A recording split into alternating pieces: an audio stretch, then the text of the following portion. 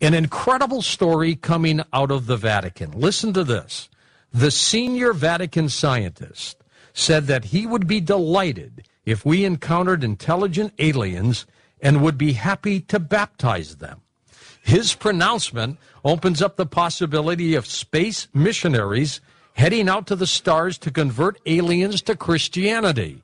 We're going to talk with a couple guests in a moment about this story. First, though, Richard Hoagland from the EnterpriseMission.com. Richard, what does this all mean? Well, you know, the drip, drip, drip is becoming a splash, splash, splash. This is obviously planned run-up to disclosure. I mean, there's no other way to account for this. This guy is the Pope's chief astronomer. He is in charge of the Pope's meteorite collection back in Rome. I didn't know the Pope had a meteorite collection. Well, he must have a good one. And he's speaking tomorrow at the British Science Festival in Birmingham, but he's just down the street when the Pope coincidentally happens to be in London when he makes this series of major pronouncements officially. This is not like, Cardinal Balducci. This is official on-the-record Vatican policy. Remember when they said that the aliens or ETs would be our brothers and sisters? This was the same guy who said that. It's drip, drip at an increasing pace. Now, in a few days at the Stephen Greer's Transformation Conference down in Arizona, I'm going to be presenting some extraordinary new data on how all this fits into a disclosure paradigm that is racing at us at Warp 9, at his Rio Rico conference.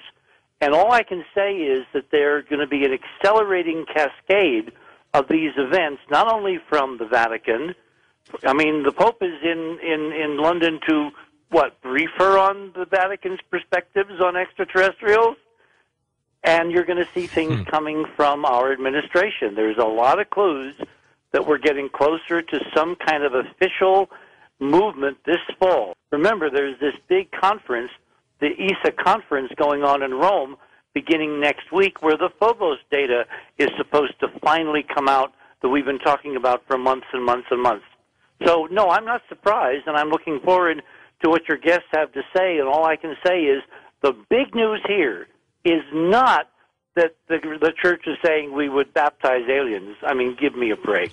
It's the legitimization of the conversation that aliens exist, George, and regardless of whether there are fake plans afoot, the false flag, or it's the real deal, it's irrelevant because there's enough data on the public record now, our work, Stephen's work, a lot of other work, that regardless of politically where this is tried to be bent, to be manipulated, the truth will come out as soon as the idea of aliens is legitimized, and that's why this story is of major import tonight.